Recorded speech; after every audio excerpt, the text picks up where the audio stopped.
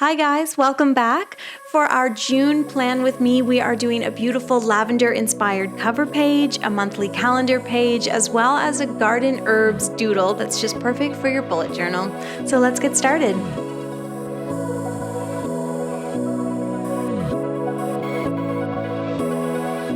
Hey guys, my name is Shayda Campbell. Thanks for stopping by. Just a reminder that all the channel bonus content is now available on my Patreon page, and that of course includes all the bullet journal printables. So head over there after the video and grab your printables. Everything's available for only $2 a month. Okay, so I'm gonna start with the June cover page here. You can see I'm right at the end of my journal, so I'm just clipping the pages in place to keep them out of my way. And the lavender theme is per a request, and that's just something I wanted to mention. If you guys have something you wanna see in the next video or the next bullet journaling tutorial, be sure to mention it. So I've just drawn a little square in the middle of the page here. It's centered in the horizontal axis, but not in the vertical, and I am just going to fill in this rectangle, actually, not a square, that I've drawn with a bit of warm gray marker. It's like, what color should I do? Ooh, how about gray? I just love gray, and I think if you have colors that you're really drawn to, don't be afraid to sort of, go there again and again. It's nice for you to have somewhere you're comfortable and also to develop a style. So you can see here I've got this rectangle that I'm just filling in with a wash of color, and all I want is for it to look like this very flat color block, and it's about 7 squares in on each side, and then it's sort of a little lower than it is higher. And yeah, so I'm just trying to keep it even, and I just want this nice simple block of color that I can do an illustration against. I want to make sure that's dry, and then I'm ready to go over it in pen. But another option is to make this color block or color wash using a bit of paper, and you can rip it by using a ruler. Better to do it on a hard surface. I'm doing it on top of my journal, which isn't perfect, but that's fine. It's not supposed to be perfectly square.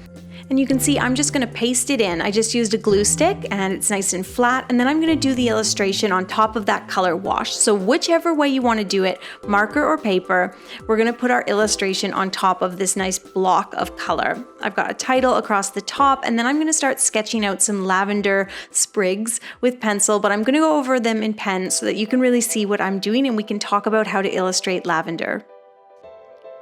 Now you can use any artist pen. The pen that I am using today is the graphic line marker from Derwent in the 03 nib, 0.03.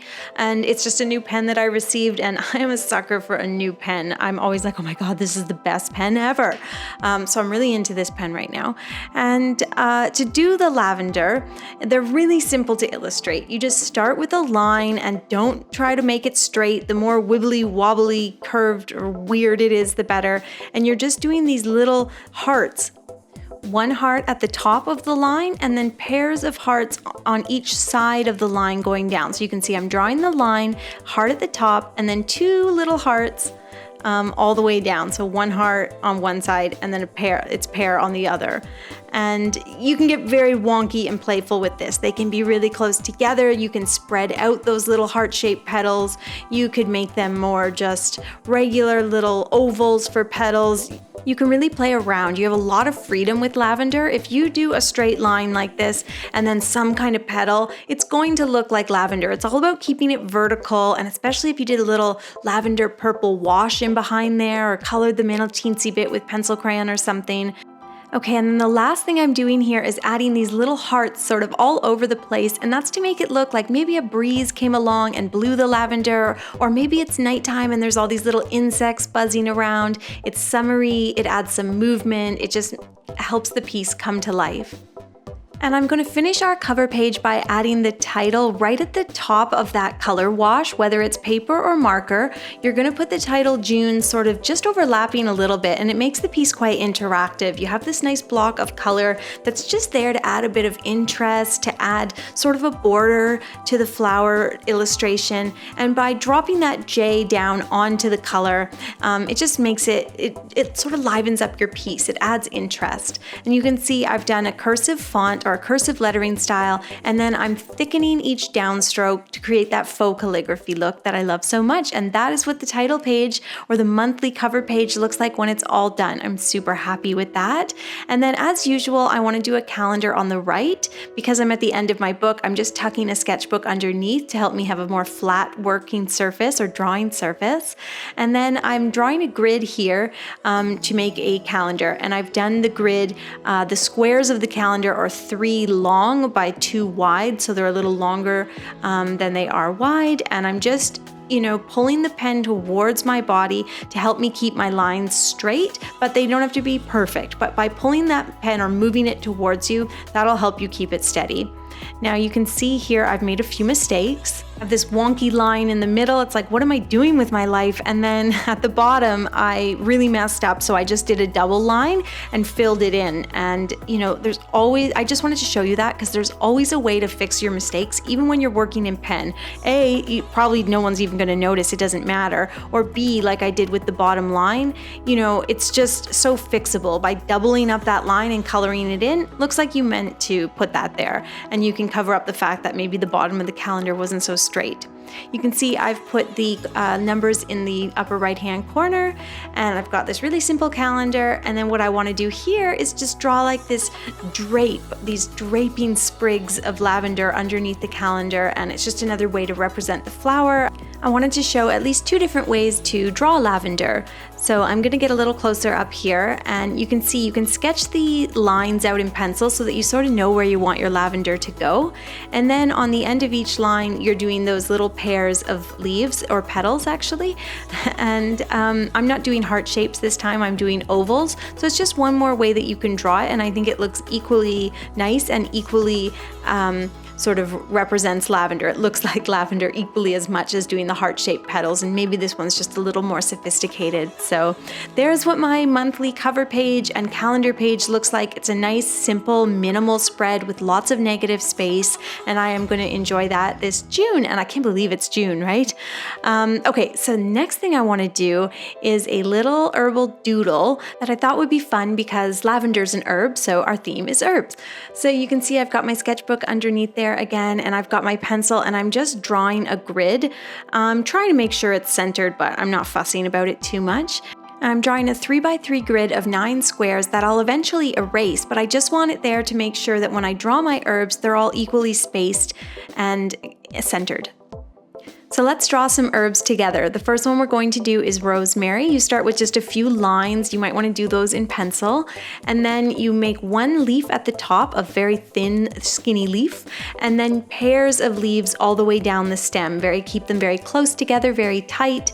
And rosemary is really fun and simple to draw. So again, just 1 leaf at the top, pairs of thin, skinny leaves all the way down that stem. And then what I'm going to do for my illustration here is just label all of them centered directly below. So eventually I'm going to have this nice, simple grid of 9 different herbs.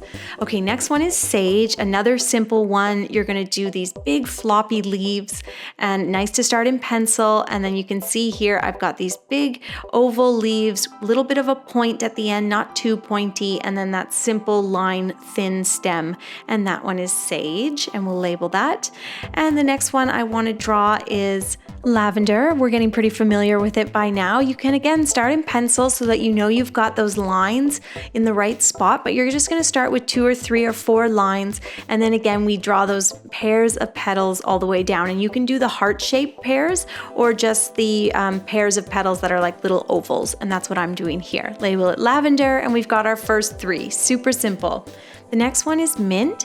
I do like to start this one in pencil because I'm sort of drawing a top-down mint because it grows like this flower where all the petals sort of emerge from one another. So start with 3 tiny, tiny petals, and then 3 more that get a little bit bigger, and they all have a lot of veining on them. This is sort of like a spearmint or a peppermint. They're also sort of shaggy leaves with teeth around the edges.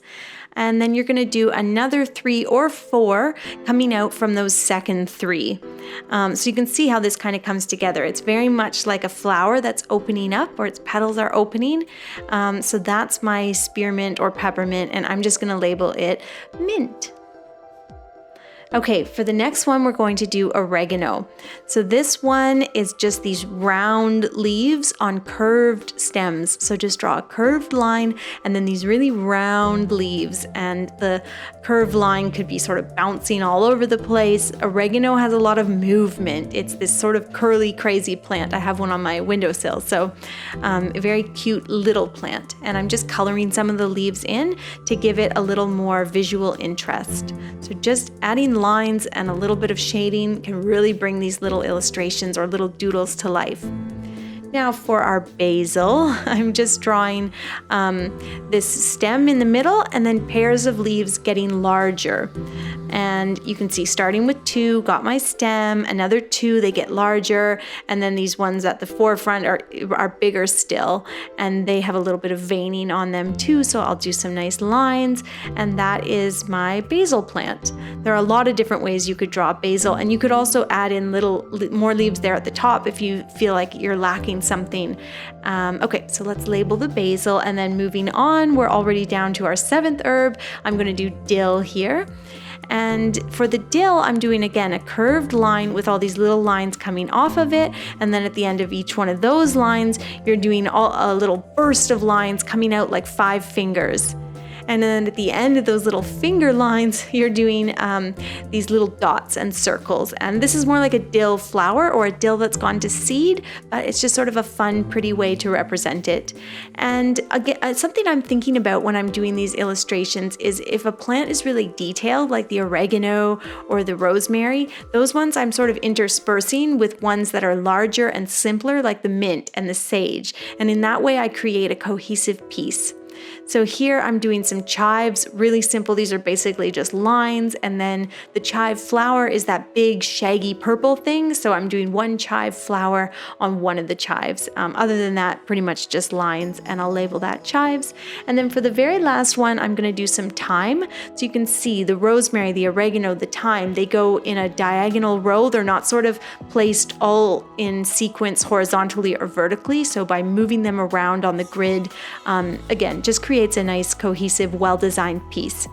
And for the thyme, I'm starting with this sort of burst of 4 lines that all begins at one point, and then just these tiny little pairs of leaves, not quite as long as the rosemary leaves, a little shorter, but still quite close together.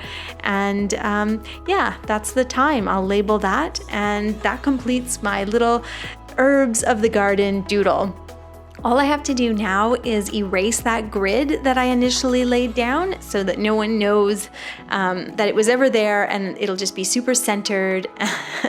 And I'm going to put a little title, Garden Herbs, in capital print, really simple print, and then just do a little flag around it to give it a nice whimsical, garden-y, picnic-y feel.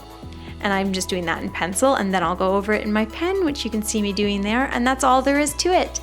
You guys will be able to print this out on my Patreon, but of course, I think we've walked through every herb, so I hope you feel like you can achieve these doodles in your own bullet journal. Thank you guys so much for watching. Be sure to check the video description for the giveaway winner for my 125K giveaway, and definitely head over to my Patreon to get your bullet journal printables. See you next week. Don't forget to subscribe.